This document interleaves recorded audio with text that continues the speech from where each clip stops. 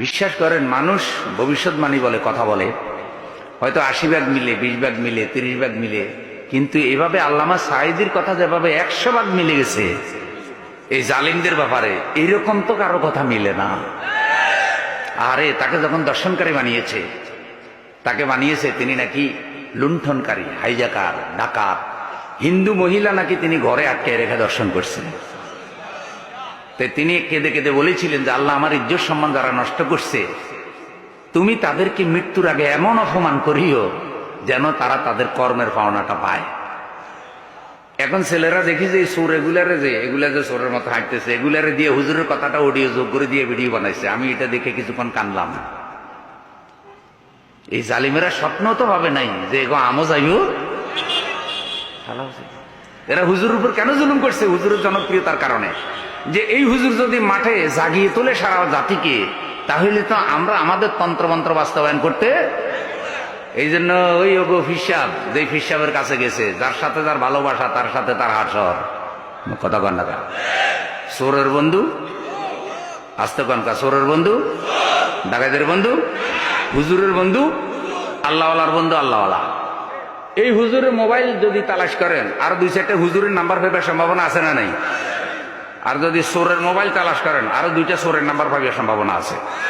তোরা যতই হাজি সাহেব দাবি করুক, ওগো মোবাইল তালাশ করে দেখেন, ওগো মোবাইলের ভিতরে হুজুরের নাম্বার নাই, আছে মুদির নাম্বার, মুতির নাম্বার।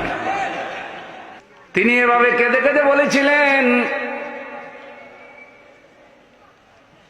মতিঝিল তার বড় ছেলের জানাজা, মাওলানা রফিক বিন সাঈদ রাহিমাহুল্লাহ, আল্লাহ তার কবরকে জান্নাত বানিয়ে দিন। সে ভাইটি মারা যাওয়ার কিছুদিন পরে তার স্ত্রীও মারা গেল। এখন মাওলানা রফিক বিন সাঈদ ছেলে মেয়ের জন্য মা বাবা আর কেউ রইল না, ইতিম হয়ে গেছে। কিন্তু তখন আল্লামা সাঈদী জীবিত। ছেলের জানাজায় এসে তিনি চিৎকার করে কেঁদে বলেছিলেন, যেন আসমান ভেঙে পড়বে তার কান্নায়, হে আল্লাহ, তোমার ইজ্জতের কসম, তোমার জালালিয়াতের কসম, তোমার কুদরতের কসম, সারা পৃথিবী সাক্ষী রেখে, তোমাকে সাক্ষী রেখে বলতে চাই, 1971 সালের 1 ফোঁটা ময়লা কাদা সাঈদীর গায়ে লাগে নাই। ওরা অভিশাপের নিয়ে টিটকারি করতো, যে অভিশাপ টিটকারি করতো ওরা। শেষ পর্যন্ত আল্লামা সাঈদী তো শহীদের মর্যাদা নিয়ে চলে গেছে। এবং মানুষের অন্তরে আল্লামা সাঈদীর জন্য দোয়া আছে না নাই?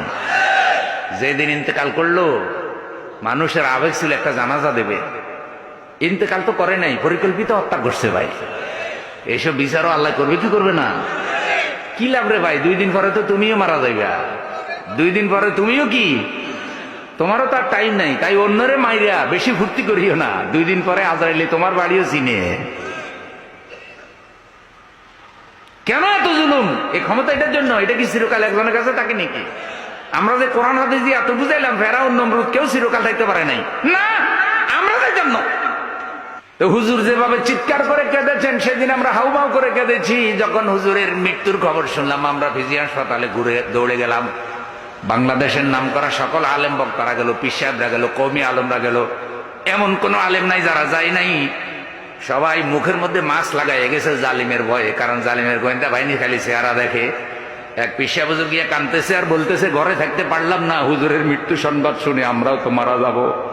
কিন্তু আমাদের মনে ইচ্ছা যেন আল্লাহ একটা জানাজা করার সুযোগ দেয়, কিন্তু সেই জানাজাটাও পর্যন্ত করতে দেয় নাই। ভোর রাত্রে কোরআন প্রেমিক জনতা অজু করে অপেক্ষা করতেছে। সবাই বুদ্ধি করলো যে হুজুরের লাশ যদি ফিরোজপুরে নিয়ে যায়, যখন নামাবে অ্যাম্বুলেন্সে উঠাইলে অ্যাম্বুলেন্স চালাইতে হবে, আমরা 10-12 জন অ্যাম্বুলেন্সের সামনে শুয়ে পড়বো, আর হুজুর আপনি জানাজা শুরু করবেন। সবাই অজু নিয়ে রেডি থাকেন। যে কোনো একজনকে বলছে যে তারপরে 1 মিনিট 2 মিনিটের ভিতরে আমরা জানাজা দেব। তখনও যদি জানাজা দিত 1.5-2 লক্ষ লোক, তখনও জানাজা পড়তো। কিন্তু সেই সুযোগ দেয় নাই, কারণ জানাজা দিলেই তারা বৃষ্টির মতো গুলি করবে। একটা লোকে জানাজা দেওয়ার জন্য মানুষ গুলি খাইয়া কেন মারা যাবে? কি কারণ? এই জুলুম তো ফেরাউন নমরুদেও করে নাই। সে তো মরে গেছে, আপনি কেন তারা জানাজা দিতে দিবেন না? ও আমার বন্ধু, এখন তার জন্য মানুষ কাঁদে, 1,00,000 কোটি আলেমরা দোয়া করে। আপনাদের জন্য একটা আলেম দোয়া করে কিনা তাকাইয়া দেখেন। যেগুলার আপনারা টাকা দিয়ে কিনছেন এগুলাও নষ্ট, এগুলাও আপনাদের অভিশাপ দেয়, কারণ এগুলা তো নষ্ট হুজুর। 1000 টাকার নকল নোট আসেনি তো হুজুরদের মধ্যে 2-4টা নকল থাকতে পারে কি পারে না? এগুলো আসল না ভাই। একজনে মদ খায়, কথা বুঝিয়ে, আরেকজনে গাঁজা খায়, আরেকজনে বিড়ি খায়, 3 জন এক জায়গায় বসছে। ওখানে যদি একটা হুজুরও বৈশা খায় আমার একটু দেন, তো গাঁজা করে করবে কি রে আমরা খারাপ মানুষ গাঁজা খাইতেছি, হুজুর এটাই কেন আইলো বলি। একজন আমার নিজে বলছে কয় হুজুর আমরা এইসব পার্টি করি টাকা কামাইবার জন্য, ধান্দাবাজি করার জন্য, এগুলা তো সব দুনিয়াবি পার্টি, এগুলোর মধ্যে কোনো ন্যায় নীতি ইনসাফ নাই, সন্ত্রাস সাদাবাজ অবিচার জোর জুলুমের পার্টি। দেখেন না নিজের দলের লোক একটা আরেকটারে মেরে ফেলায়, এগুলা সেই পার্টি। কিন্তু হুজুর এগুলাই দলে আইলো কিভাবে? হুজুর এত খারাপ হইলো কেমনে? তাইলে সোরেও বুঝে দেবে হুজুর এটা কি না ভাই। সোরের লগে যদি কোনো হুজুরে চুরি করে তাইলে সোরেও বুঝবে যে হুজুর এটা কি সোর। আল্লাহ আমাদের সকলকে হেদায়েত নসিব করো। একটু জোরে বলেন।